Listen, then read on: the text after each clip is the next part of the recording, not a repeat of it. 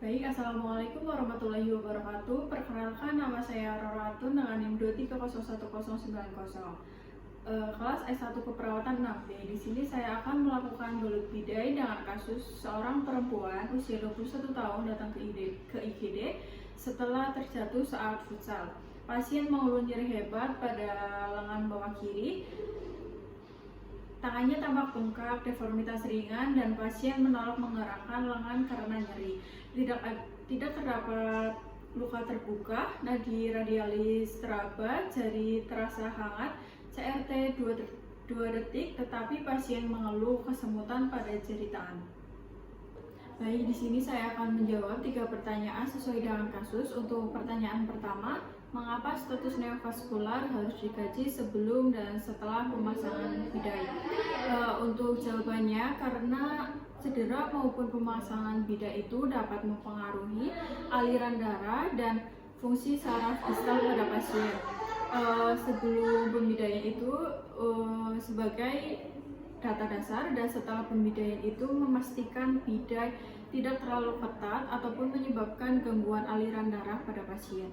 Yang kedua, mengapa ekstremitas yang dicurigai fraktur tidak boleh digerakkan? Karena dapat menyebabkan pergeseran fragmen tulang, peningkatan nyeri, kerusakan pembuluh darah, dan cedera saraf. Baik, untuk pertanyaan ketiga, apa saja tanda bahwa balutan bidai terlalu ketat? Untuk yang pertama yaitu nyeri semakin menjalar, CRT lebih dari 2 detik, nadi lemah, serta bisa akral teraba dingin ataupun kebiruan.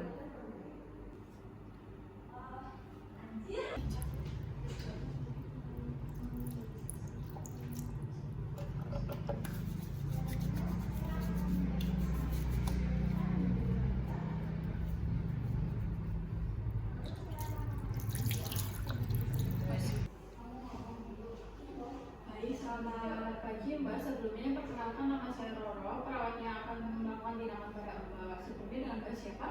Mbak Cika. Baik, untuk umurnya berapa ya Mbak? 21 Baik, dari informasi Mbak habis mengalami jatuh saat main futsal ya Mbak. Untuk yang sekarang rasakan apa Mbak? Baik, untuk bagian tangan kiri ya Mbak, yang paling terasa nyeri itu sebelah mana? Baik, dari skor 0 sampai 10 berapa yang Mbak rasakan? 8. Baik Mbak, untuk selanjutnya sensasi nyerinya itu terus menerus atau saat bergerak saja? Kadang terus menerus, kadang saat bergerak. Baik, untuk selanjutnya saya akan melihat apakah ada deformitas, pembengkakan ataupun luka terbuka ya Mbak. Permisi. Baik, setelah dilihat ternyata ada pembengkakan di sekitar lengan bawah kiri Mbak. Untuk luka terbuka tidak ada ya Mbak. Untuk selanjutnya saya akan memeriksa bagian nadi ya Mbak. Pada pasien usia 56 tahun. Baik Mbak, untuk nadi Mbak masih teraba ya Mbak dan masih normal.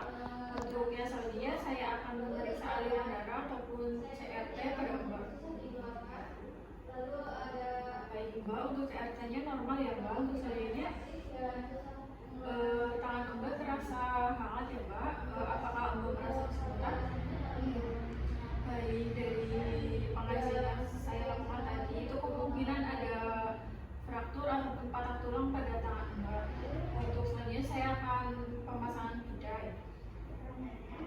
Untuk prosedurnya nanti saya akan memasangkan bidai dalam balunnya dan bertujuan untuk mengurangi nyeri serta mengurangi pergesekan dan mencegah cedera yang lebih lanjut. Untuk prosedurnya nanti sedikit tidak nyaman, apakah Anda bersedia? Baik, untuk posisinya apakah sudah nyaman? Baik Mbak, sembari memposisikan kenyamanan, saya akan menyiapkan alat terlebih dahulu dan mencuci tangan ya Mbak. Permisi.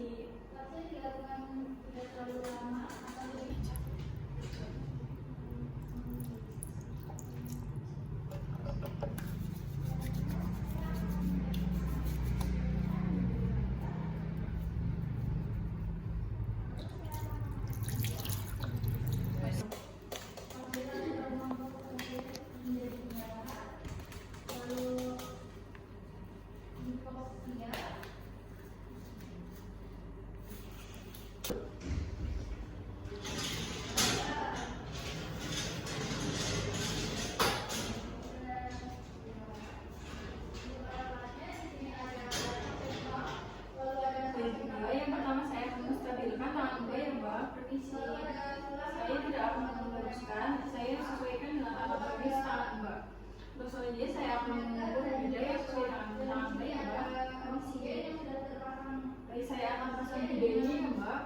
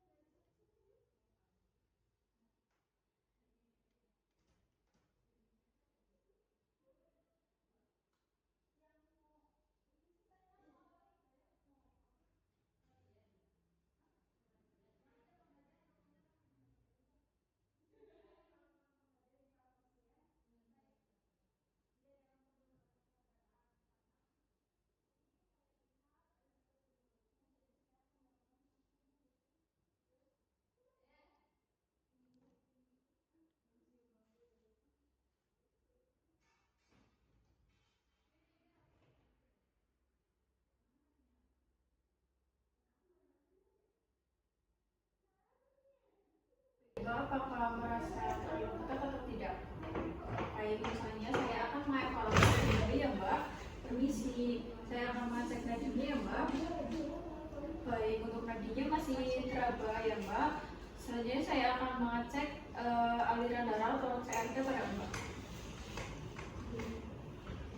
Baik, untuk CRT ataupun aliran darah masih normal ya Mbak. Apakah masih merasa kesemutan?